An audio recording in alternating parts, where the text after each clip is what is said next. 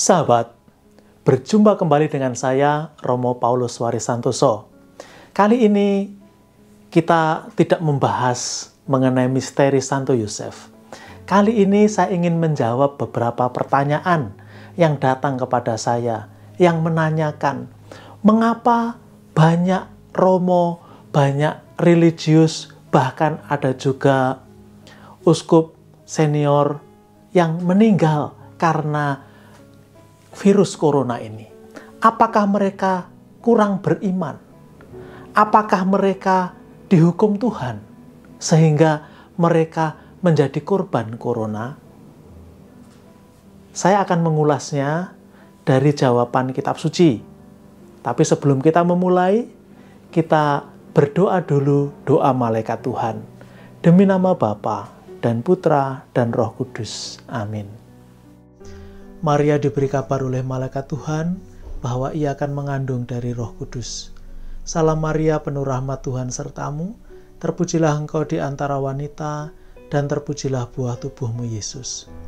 Santa Maria Bunda Allah, doakanlah kami yang berdosa ini, sekarang dan waktu kami mati. Amin.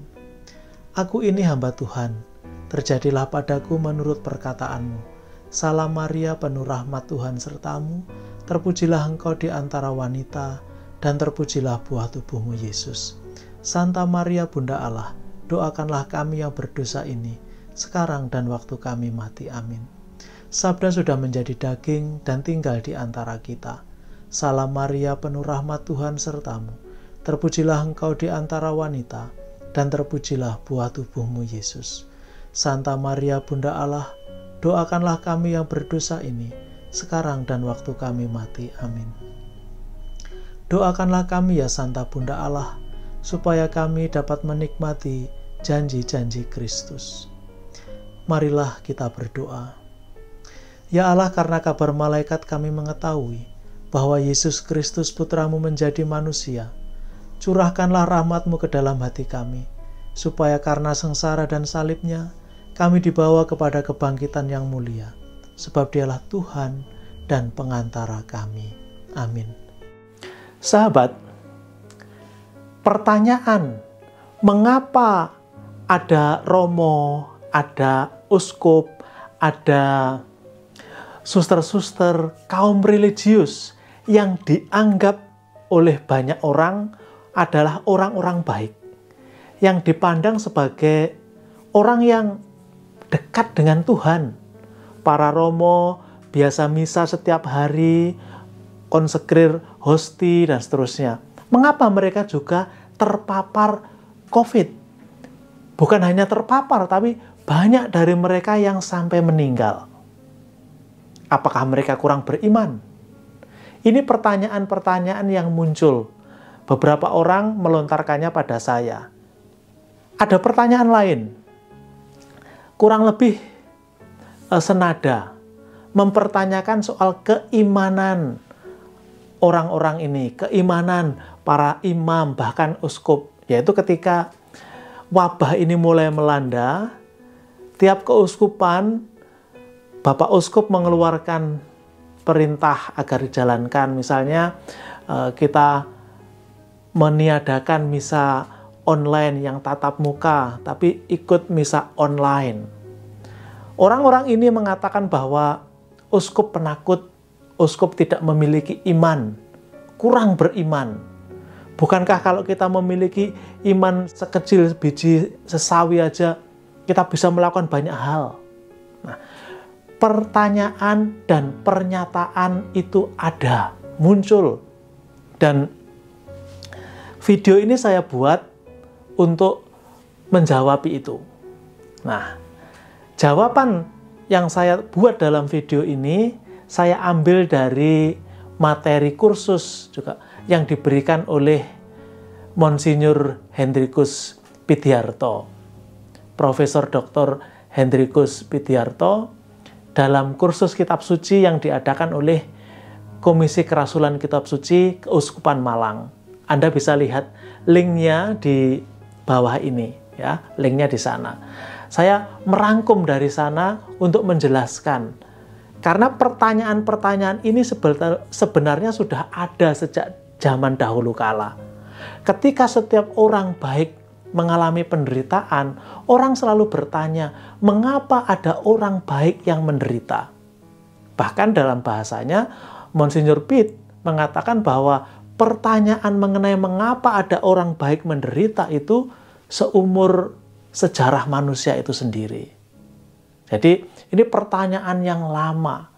Dalam pergulatan itu pertanyaan besarnya adalah mengapa ada orang baik yang menderita. Karena dalam pemikiran masyarakat waktu itu, mungkin juga bahkan sampai sekarang, adalah bahwa penderitaan itu adalah hukuman. Hukuman dari Tuhan. Maka kalau ada orang menderita, pasti mereka hidupnya tidak baik, maka mereka dihukum Tuhan. Dan kalau orang dipandang hidupnya baik, mereka tidak pantas mendapat penderitaan. Mereka harus sukses, hidup sejahtera, hidupnya baik. Seperti itu. Itu kurang lebih pemikiran-pemikiran yang ada. Nah, kembali. Mengapa ada orang baik yang menderita? Mari kita lihat jawabannya dari teks-teks kitab suci, ya. Teks-teks kitab suci. Agar kita memiliki pegangan.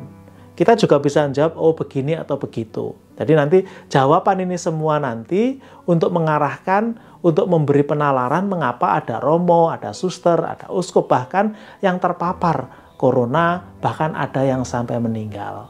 Nah, jawaban yang pertama itu kita ambil dari kitab Kejadian, bab 3 ayat 17-19. Jadi, penderitaan ini adalah karena hukuman Tuhan. Karena kesalahan diri kita sendiri atau karena kesalahan orang lain, maka kita dihukum.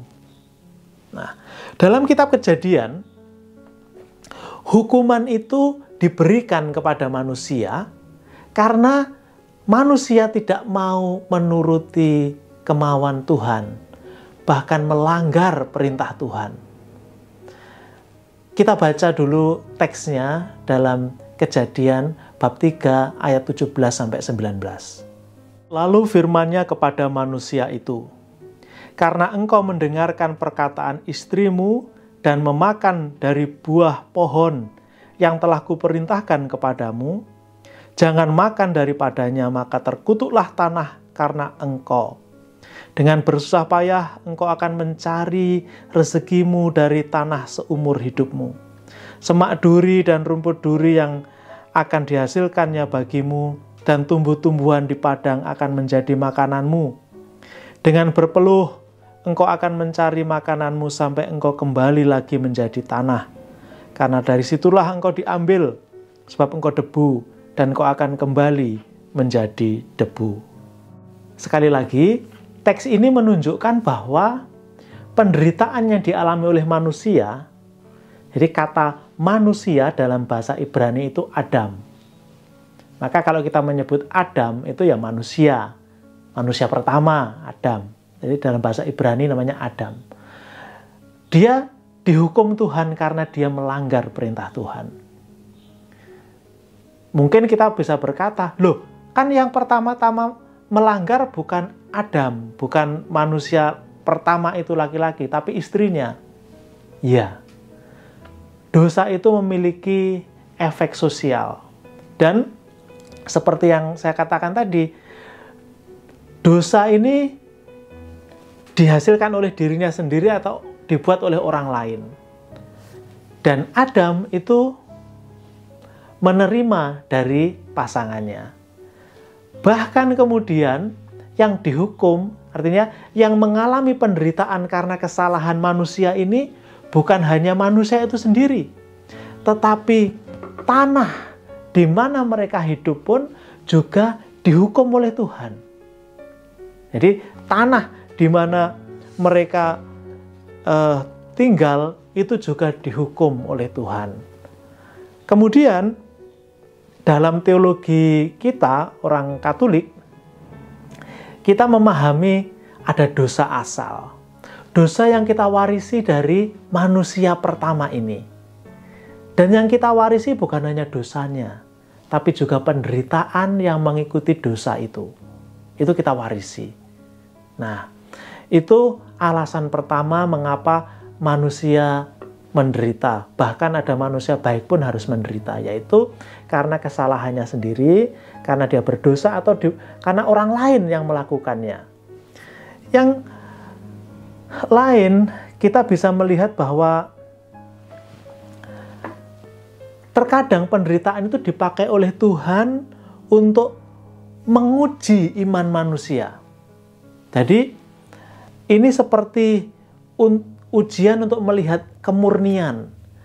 Contoh yang sering dipakai adalah emas. Emas diuji dengan api. Dan iman manusia diuji oleh api penderitaan. Jadi, contoh yang sangat terkenal itu Ayub. Ayub itu kan terkenal hidupnya baik, saleh. Dia taat kepada Tuhan. Lalu setan melihat hal itu. Setan mengatakan bahwa Ayub itu taat kepada Tuhan, hidupnya baik karena apa? Karena kaya. Coba kekayaannya diambil. Coba dia miskin. Coba dia menderita. Pasti dia akan menghujat Tuhan. Itu pemikiran setan. Nanti kita akan melihat hal itu. Sekarang kita lihat ini, bahwa penderitaan itu adalah cara dan sarana yang dipakai oleh Allah untuk menguji iman seseorang. Dalam suratnya, Santo Petrus mengatakan begini, "Bergembiralah akan hal itu, sekalipun sekarang ini kamu seketika harus berduka cita oleh berbagai-bagai pencobaan." Maksud semuanya itu ialah untuk membuktikan kemurnian imanmu yang jauh lebih tinggi nilainya daripada emas yang fana, yang diuji kemurniannya dengan api, sehingga kamu memperoleh puji-pujian dan kemuliaan dan kehormatan pada hari Yesus Kristus menyatakan dirinya. Jadi, untuk melihat iman seseorang diuji dengan api penderitaan. Dari sini, kita bisa melihat bahwa mengapa ada orang baik yang menderita. Secara bercanda kita bisa mengatakan mengapa tidak gitu. Mengapa tidak? Dan tidak mesti harus bertanya. Tidak harus mempertanyakan mengapa ada orang yang baik menderita, atau mengapa saya harus mengalami penderitaan itu, mengapa para romo itu mengalami penderitaan, dan banyak hal lagi. Nah, sekarang kita lihat lebih jauh itu adalah cerita mengenai Ayub yang sangat terkenal itu kan. Jadi, untuk melihat gambarannya, mengapa ada orang baik yang menderita? Kenapa ada orang-orang religius yang menderita? Nah, Ayub dilukiskan sebagai orang yang saleh. Tadi kan saya mengatakan dia sangat saleh. Dia sangat takut kepada Tuhan. Tidak pernah melawan Tuhan. Tidak pernah menggunakan mulutnya untuk berkata kotor. Menggunakan tangannya untuk melakukan yang buruk. Tidak pernah. Seumur hidupnya. Dia sangat kaya. Dia memiliki ternak ribuan ekor. Memiliki 10 orang anak. Semuanya kaya. Sampai kemudian setan yang melihat itu, dia berpikir bahwa Ayub baik, saleh, taat kepada Tuhan karena dia kaya. Bagaimana kalau dia dibuat miskin? Bagaimana kalau dia dibuat kehilangan semua apa yang dimilikinya? Apakah dia masih baik? Apakah dia masih takut kepada Tuhan?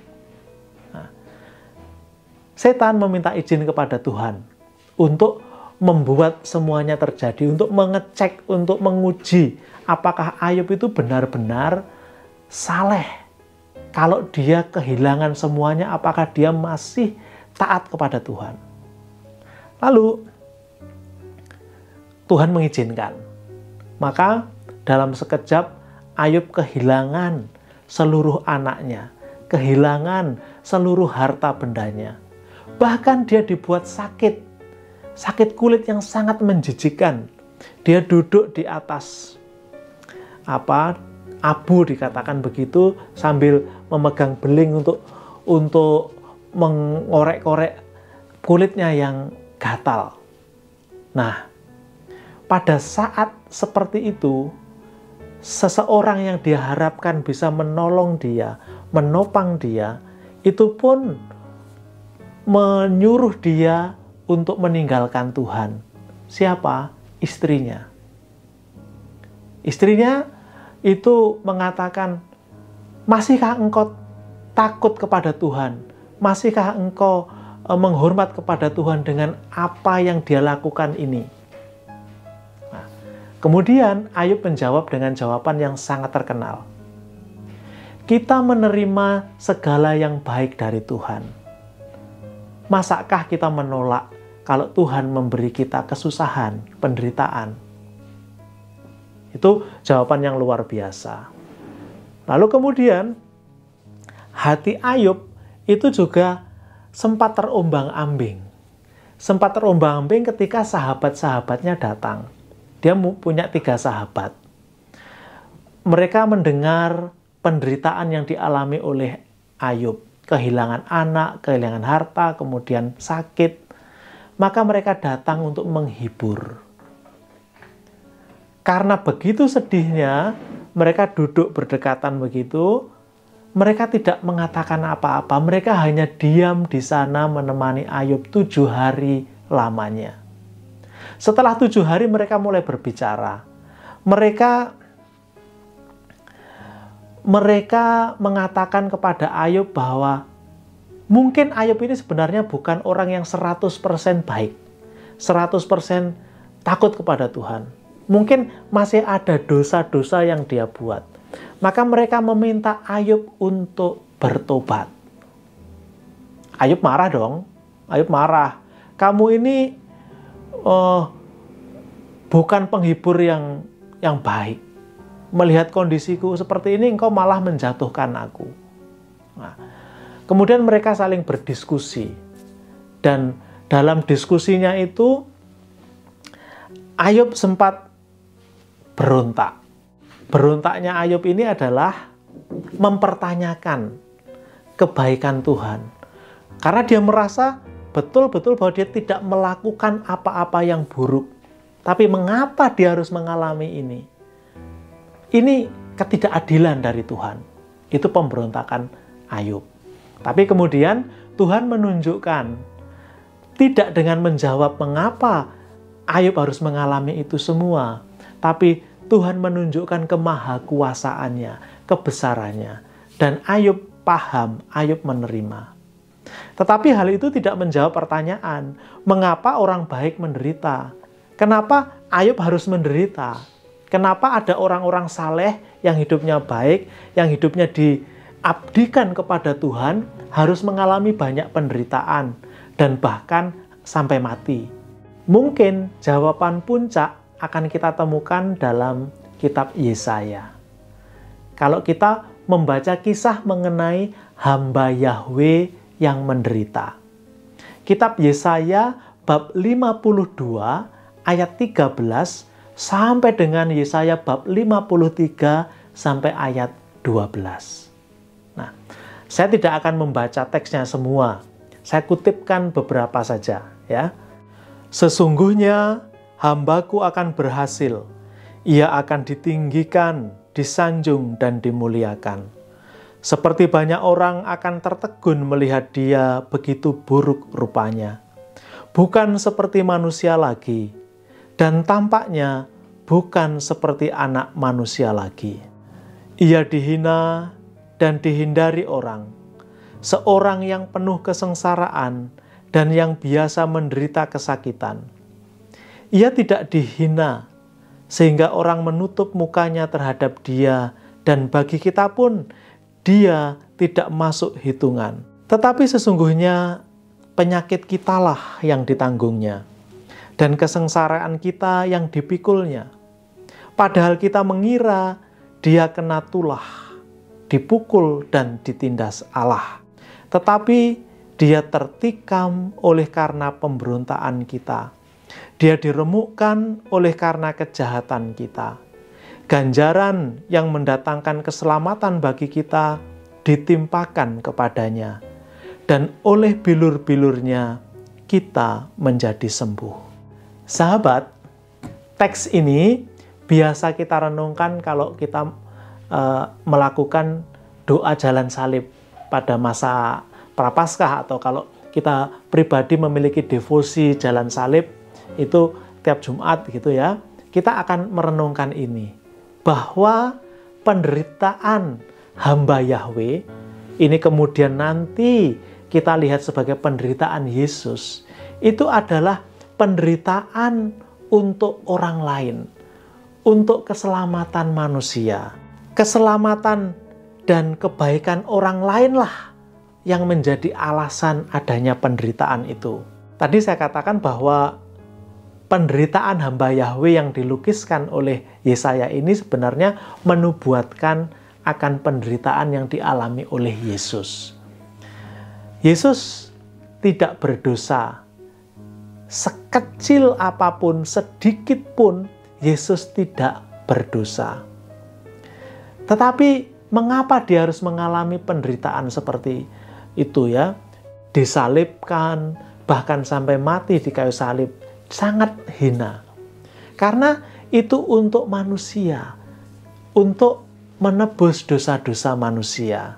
Bagaimana dengan penderitaan kita, para pengikut Yesus? Sahabat, kita harus ingat dan mencatat bahwa kalau kita memang mau dan bersedia mengikuti Yesus, artinya kita harus mau dan rela mengikuti ajaran-ajaran Yesus. Yesus mengatakan, kalau engkau mau mengikuti aku, engkau harus memanggul salibmu setiap hari dan mengikuti aku. Salib bagi kita orang-orang Kristen pengikut Yesus, salib itu adalah penderitaan yang harus kita pikul setiap hari dan ikut Yesus. Nah, kalau Yesus yang kita ikuti pun mengalami penderitaan, masakan kita pengikutnya tidak. Karena penderitaan ini adalah jalan masuk ke dalam kemuliaan. Kalau Yesus tidak mengalami penderitaan di salib dan wafat, dia tidak akan bangkit. Penderitaan, kesengsaraan adalah jalan menuju kemuliaan. Santo Paulus menasihati kita karena kita mau mengikut Yesus. Jadi kalau kita mau ikut Yesus, kita itu harus serupa dengan Dia. Serupa juga dalam penderitaan. Wong Yesus yang kita ikuti saja menderita, masakan kita tidak? Nah, sahabat, sebagai penutup, di sini saya ingin menegaskan, kita tidak perlu lagi bertanya, mengapa ada orang baik yang menderita? Pertanyaan yang harus kita ajukan adalah, kalau sekarang kita sendiri, jadi pertanyaannya bukan orang lain, misalnya, wah, Bapak itu kenapa ya dia harus menderita? Romo itu, uskup itu, suster itu, kenapa dia harus menderita? Kita tidak perlu bertanya itu. Kita bertanya kepada diri kita sendiri, mengapa saya mengalami penderitaan ini? Apakah maksud Tuhan dengan ini semua? Apakah ini hukuman karena saya berdosa? Ataukah ini demi pemurnian iman saya untuk menguji iman saya? Ataukah ini demi kebaikan orang lain? Nah, itu yang jauh lebih penting. Nah, kalau sekarang kita mengkaitkan dengan hal-hal contohnya karena penyakit, karena virus, itu semua. Kita harus bertanya, kalau saya terkena ini, apakah karena saya ceroboh? Apakah karena saya tidak menjaga diri?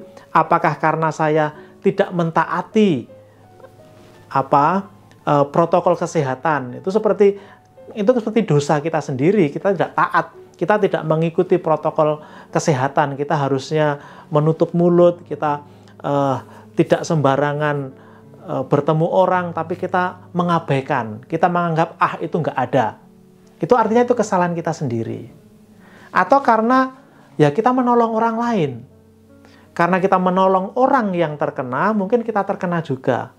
Penderitaan kita ini bukan karena orang lain, tapi ya demi kebaikan bersama. Nah, maka yang patut kita buat di sini adalah kita masing-masing menjaga diri. Setiap orang menjaga diri sendiri dan menjaga orang lain. Jadi kalau orang memakai masker seperti ini, itu artinya saya menjaga diri saya sendiri, tapi saya juga menjaga Anda. Nah, itu contohnya begitu. Kenapa harus memakai masker? Karena kita menjaga diri sendiri dan menjaga orang lain yang kita sayangi. Termasuk keluarga kita, orang tua kita yang ada di sekitar kita. Nah, sahabat, mari kita mengakhiri belajar kita sore hari ini dengan mendoakan doa kepada Santo Yosef dan doa Salam Yosef. Demi nama Bapa dan Putra dan Roh Kudus. Amin. Santo Yosef, perlindunganmu amat besar, amat kuat, dan amat cepat di hadapan singgasana Allah. Aku mempercayakan kepadamu segala kepentingan dan keinginanku. Santo Yosef, tolonglah bantu aku dengan kekuatan perantaraanmu dan mohonkan bagiku dari putramu yang ilahi itu segala berkat rohani melalui Yesus Kristus Tuhan kami. Dengan demikian, dibantu oleh kekuatan surgawimu di bumi ini, aku dapat mempersembahkan terima kasih dan hormatku kepada Bapa yang Maha Kasih. Ya Santo Yosef, aku tak pernah jemu memandangmu dan memandang Yesus yang tertidur dalam pelukanmu. Aku tidak berani mendekat selagi dia beristirahat tenang dekat hatimu. Dekaplah dia atas namaku dan ciumlah keningnya yang indah itu bagiku. Dan mohonkanlah agar dia membalasku dengan ciuman bila mana aku hampir menghembuskan nafasku yang terakhir. Santo Yosef, pelindung jiwa-jiwa yang akan berpulang, doakanlah aku. Amin. Doa Salam Yosef. Salam Yosef, pria yang tulus, mempelai murni Maria, ayah Mesias keturunan Daud, terpujilah engkau di antara pria, dan terpujilah Yesus Putra Allah yang dipercayakan kepadamu. Santo Yosef, pelindung gereja semesta, lindungilah keluarga-keluarga kami dalam damai dan rahmat ilahi, dan dampingilah kami pada waktu kami mati. Amin. Demi nama Bapa dan Putra dan Roh Kudus. Amin.